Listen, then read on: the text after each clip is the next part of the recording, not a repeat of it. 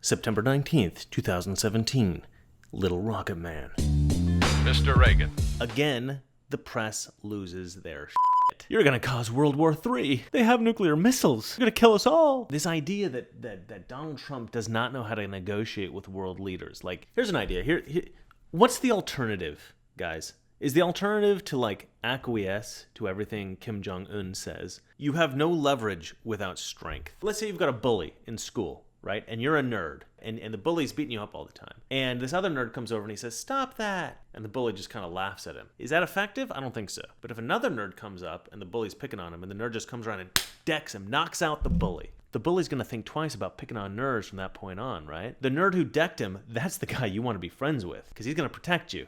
He's a badass. The guy going, "Stop, please stop. Please stop." He's not going to protect you. You don't want to be friends with him, right? That's the difference between Obama and Trump. Trump throws rhetorical punches. He's not fighting with a feather duster like Obama, all right? This is how you speak to tyrants.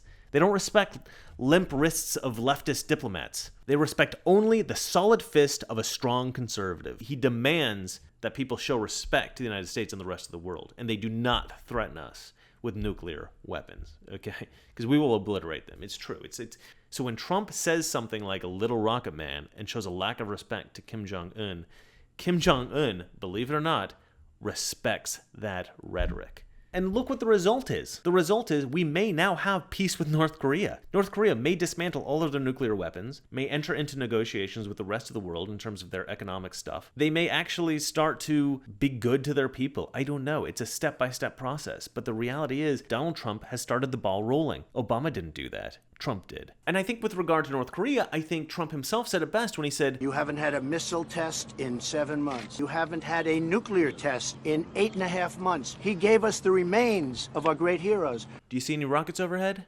Yeah, that's right. March 8th, 2018. It was announced that Donald Trump would be meeting Kim Jong Un. The press went mental. Richard Blumenthal, the Democratic senator from Connecticut, said, "North Korea is devising ways to deceive the United States." Tom Nichols of USA Today said, "If Trump actually succeeds in beginning the denuclearization of North Korea, he will be far worthier of a Nobel Prize than Barack Obama ever was.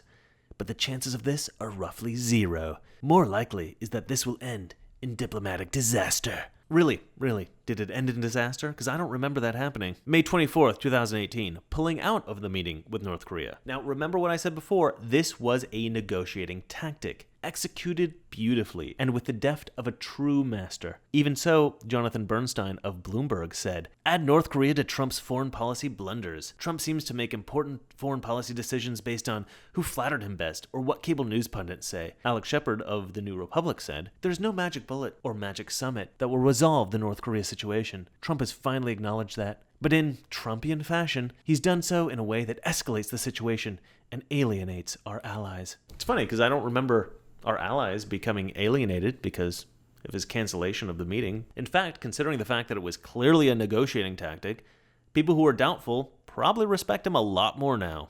June 12th, 2018, the actual meeting with North Korea. So now, not a lot of people criticize the actual reinstatement of the meeting with North Korea. At least I didn't see anything like that. But a lot of people criticized Trump after the meeting with North Korea.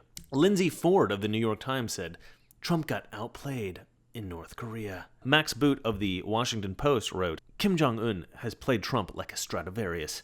Trump's dealings with North Korea have been a masterclass in self-deception.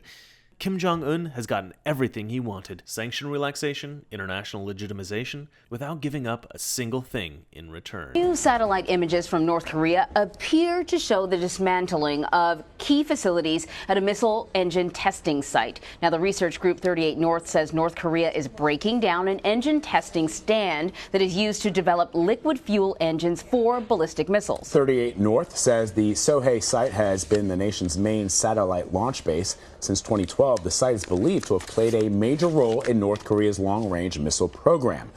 President Trump said North Korean leader Kim Jong Un told him the government would dismantle a missile engine testing site when the two met in Singapore last month.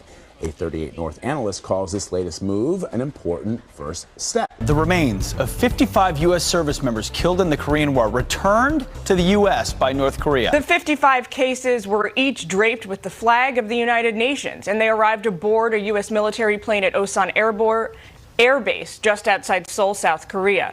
This transfer had been negotiated last month during President Trump's summit with Kim in Singapore, where they reportedly discussed this matter directly, face to face.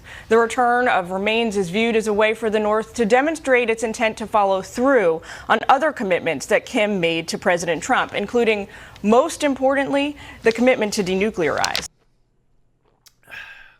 That's right.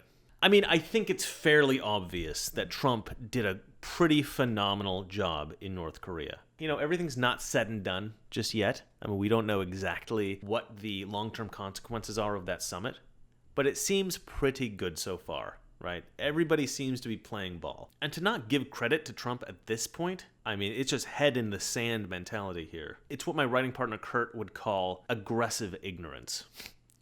I love that term. Thank you, Donald Trump. We're at war with the most dangerous enemy that has ever faced mankind in his long climb from the swamp to the stars. And it's been said if we lose that war, and in so doing lose this way of freedom of ours, history will record with the greatest astonishment that those who had the most to lose did the least to prevent its happening.